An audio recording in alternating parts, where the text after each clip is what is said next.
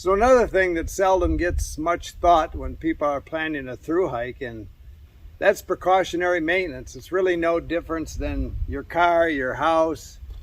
You just really have to take care of your gear if you want it to last.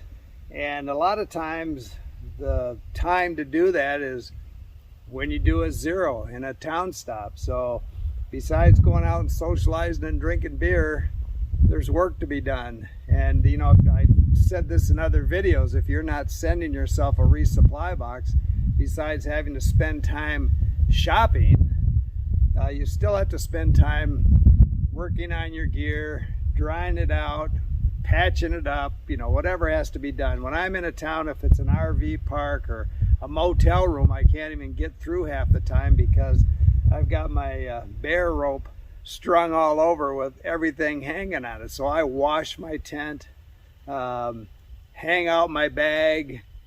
But just even on a daily basis, if you wake up in the morning and everything's wet, you know, take a half hour, stop, hang things out if it gets sunny, dry things out, fluff your bag back out. If you store your bag, like on this trip, I just got through hiking in Michigan and it's been wet and windy, so before I started on this trip, I tore this whole kit apart and you know, stored the bag after it's dried out in a big duffel bag so it's not compressed in my compression bag. Cleaned out, you know, my first aid kit if I used it at all, resupplied it.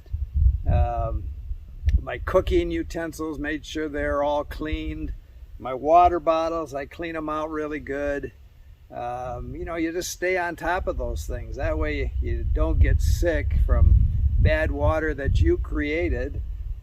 Your bag keeps its loft.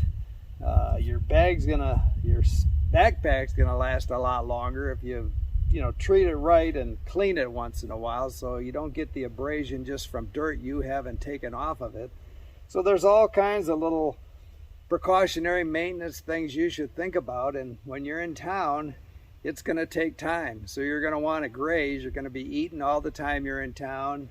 You might want to party if you're going out with your friends and drinking beer, but you've got to get the work done too, and you know, if you slack on that, it will catch up with you. So consider those kind of time restraints on a zero. That's why Neros turn into zeros, and sometimes zeros turn into double zeros, triple zeros.